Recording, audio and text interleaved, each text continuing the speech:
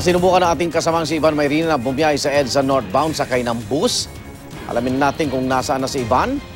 Ivan?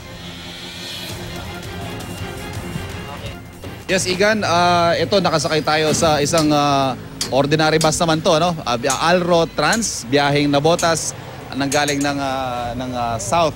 Ito, Igan, sa lane na ito, sa northbound lane, hindi natin maihahambing yung dali ng traffic dahil talagang mas maluwag naman dito dahil yung bulto ng mga pasahero natin ay pa-southbound. Although dito sa ating lokasyon ngayon, sa bahagi ng EDSA Santolan northbound, may konting pagbigat din. Katunayan yung nakausap natin, Alicia Estrella ng Cubao. Anong pangalan mo muna? Good morning sa'yo. Chris po. Si Chris.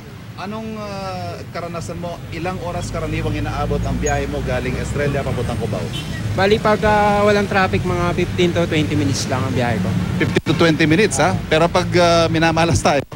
Inabot ng mga 45 to 1 hour, mga ganun. Anong obserbasyon mo nung minanage ng Highway Patrol Group? Bali nagkaroon naman ng medyo gumana ng konti naman ng konti. Pero ganun pa rin, ano? Yung epekto ng traffic talaga, dagdag 30 minutes sa biyahe mo kumpara kung walang traffic. Apo, ganun po. Okay, ayun Igan, ang karanasan ng ating kapusong si Chris. Araw-araw nagko-commute. Northbound naman ang kanya. Mas maigsi ang biyahe, pero alam mo, pag nata-traffic, talagang iba pa rin ang epekto sa travel time ng ating mga kababayan. Sa ngayon, medyo lumuwag na. Nandito na tayo sa Santolan Flyover.